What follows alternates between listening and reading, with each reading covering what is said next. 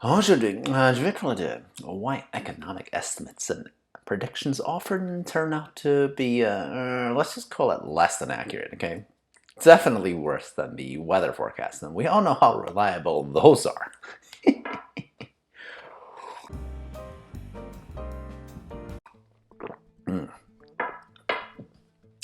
Hey, XenPuck here. So we're in the beginning of the new year, and I see the common predictions of economic doom festering already, right?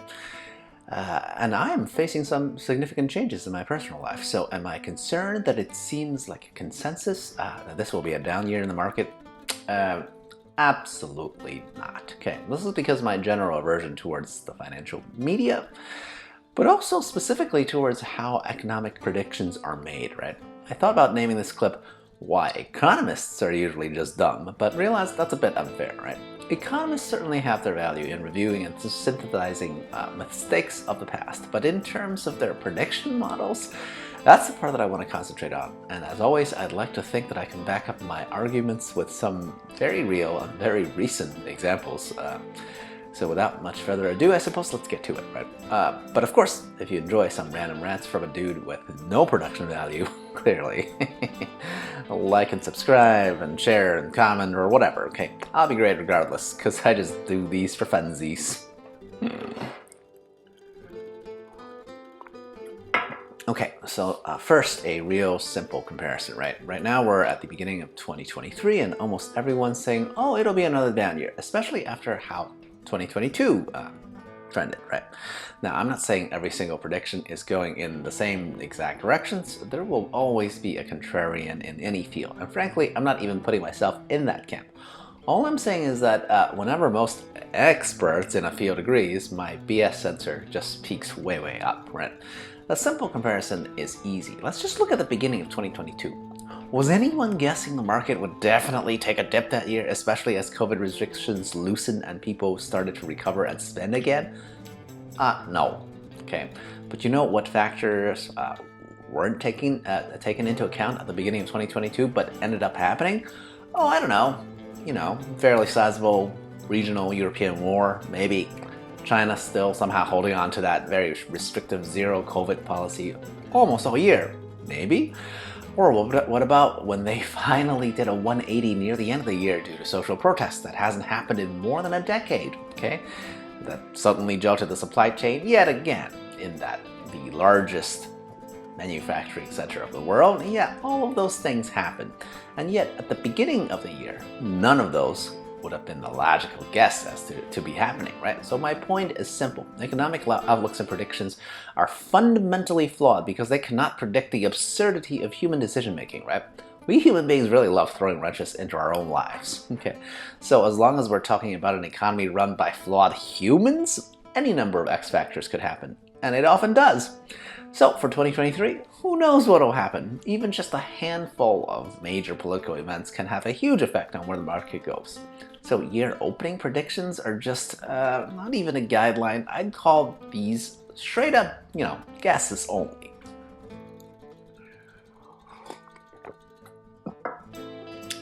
Now I want to back up 2 more years for a less clean comparison, this time a non-human related note, right? And that was the pandemic that rocked the world since 2020. So a whole 3 years, think any economic predictions or modeling accounted for a once-in-a-century global pandemic? Not any that we've heard about, right? Like I mentioned, I'm sure there are academics somewhere who's modeling for disaster-related macroeconomic scenarios, but those are definitely not the pundits we hear talking on the news, painting either a rosy or grim picture of how investments might go, okay? The reality, of course, being, even if someone did predict natural disasters like what happened, their economic prediction related to that would still have been totally wrong, okay? Remember when most of the world first went into lockdown in 2020, all of a sudden all the news is, woe is me, oh no, we're probably gonna go into a depression, okay? The market is gonna tank. Guess what happened? Yes, the market did tank for like maybe a couple of months, and then 2020 and 2021 both ended up for the stock market, okay? Who knew? Once again, this time due to, let's call it divine intervention, right? Somehow the vast majority of what you read in the paper turned out to be a whole lot of baloney, okay? I mean, I say this as someone who actually enjoys baloney, right? The meat that is definitely the cheapest you can find, so no one could ever accuse it of being, you know, the best.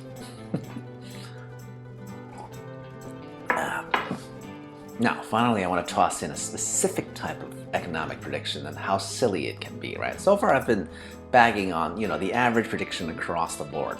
But what about subject matter experts? Surely if we have specialists, say, in a region or country for a long duration of time, predictions can get more accurate, right?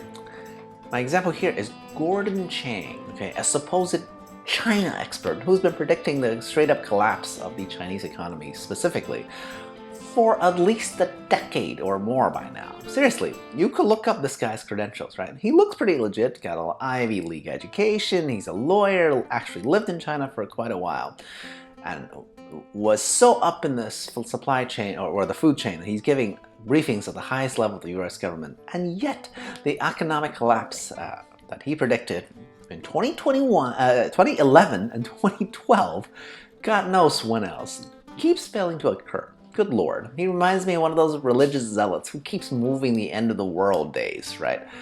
They move it to another day, to another month, to another year. I mean, how does anyone like this retain any sense of credibility?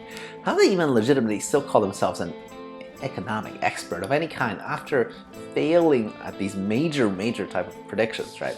Let me be clear, I find this dude more of a comedian than an economist, but it's not just him, right? There's still people now, especially on YouTube, who is constantly predicting the collapse of China any day now, any week now, any month now. I mean, I guess if you keep predicting that, eventually it'll turn out to be true if you continue it for another 1 or 10,000 years, okay? As all civilization collapse eventually, right?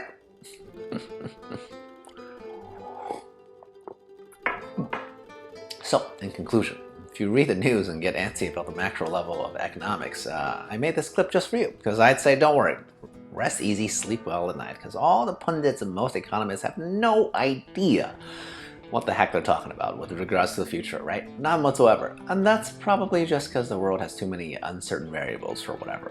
Not my place to judge. Maybe in a few more centuries we'll have like some AI-driven model, but so far the evidence is solid. Economic forecasts are not worth the paper they're printed on, and will and do 180 themselves, you know, in another month or two, right? So why pay them any attention whatsoever? Cheers. I'll approach it.